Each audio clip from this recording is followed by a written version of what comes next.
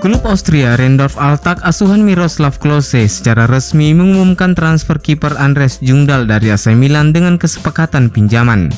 Kiper berusia 20 tahun itu dipinjamkan hingga akhir musim dengan opsi pembelian. Jungdahl telah menjadi anggota latihan tim utama sejak musim lalu dan Stefano Pioli beberapa kali memasukkan namanya di daftar cadangan, meskipun belum sempat memberinya debut di tim utama. AC Milan terus mengambil langkah maju di luar lapangan karena kebangkitan ekonomi mereka terus berlanjut sejak era Elliott Management hingga Redbird Capital saat ini. Menurut laporan Football Benchmark, Rossoneri memperoleh 269 juta total pendapatan operasional musim lalu dan mencatat peningkatan sebesar 16%. Total 33 juta euro dihasilkan dari pertandingan kandang, salah satu angka tertinggi dalam 10 tahun terakhir. Pendapatan dari penyiaran sedikit mengalami penurunan, tetapi Milan setidaknya berhasil mengumpulkan 44 juta euro.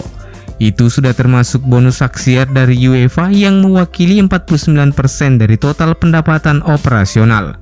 Dalam 3 tahun terakhir, pendapatan komersial terbukti menjadi faktor pertumbuhan utama, yang mencapai 104 juta euro pada musim 2021-2022. Kesepakatan dengan Puma dan Emirates total menghasilkan 30 juta euro. Adapun BitMax dan Vivox masing-masing menyumbang 5 juta euro dan 7 juta euro untuk mencantumkan brand mereka di jersey tim. Selain itu, merchandise dan pendapatan lisensi meningkat lebih dari 2 kali lipat yang totalnya mencapai 25 juta euro. Pengeluaran untuk skuad tetap cukup stabil di angka 170 juta euro. Mengingat ada penghematan besar dalam struktur gaji dari hengkangnya Donnarumma dan Çalhanoğlu. Kepergian kedua pemain itu memungkinkan manajemen memangkas pengeluaran yang kemudian bisa dialokasikan untuk membiayai kedatangan pemain baru, yang pada akhirnya membuat klub memangkas pengeluaran hingga 63%. Pertumbuhan pendapatan dipadukan dengan strategi pengendalian biaya yang ketat telah menghasilkan peningkatan dramatis dalam profitabilitas dasar selama 2 musim terakhir. Sementara nilai skuad juga terus bertumbuh, di mana per 1 Januari 2023 nilai skuad Milan saat ini ditaksir di angka 693 juta euro. Kinerja lini pertahanan AC Milan tidak sekokoh saat mereka memenangkan Scudetto musim lalu, dan statistik musim ini telah menunjukkan situasi yang cukup mengkhawatirkan.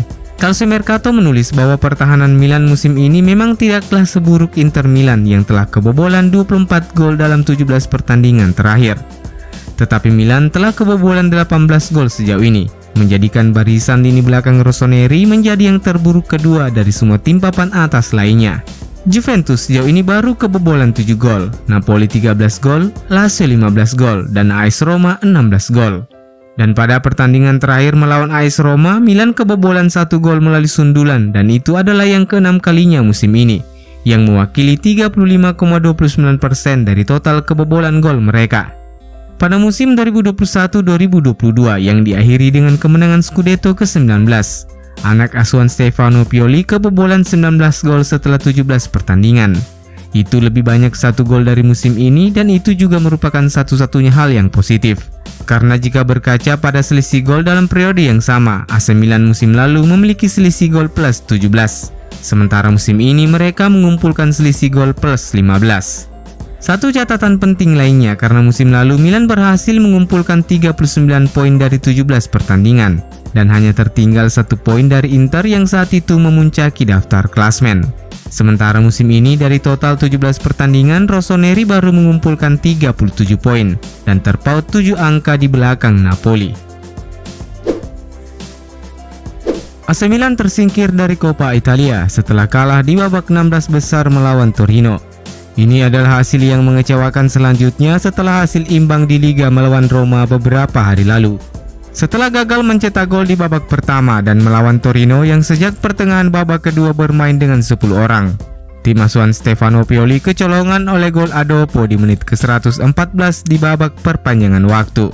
Ketidakmampuan menciptakan gol dari beberapa peluang dan kebobolan melalui serangan balik meskipun memiliki keunggulan numerik adalah alasan untuk direfleksi.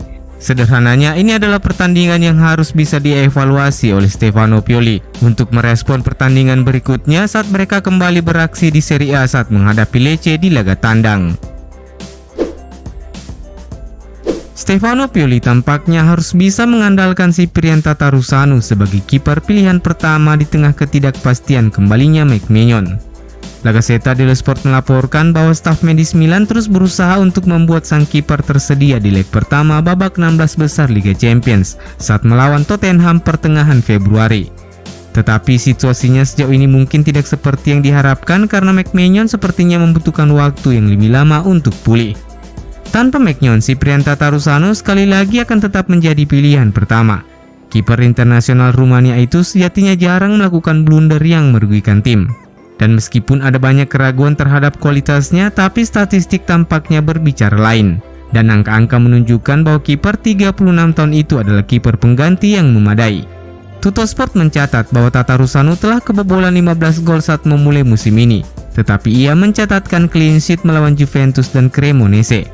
Adapun Mike Maignan telah kebobolan 8 gol dalam 7 pertandingan liga dan gagal mencatatkan clean sheet di Liga Champions. Sementara Tatarusanu mencatatkan 2 kali clean sheet di Liga Champions.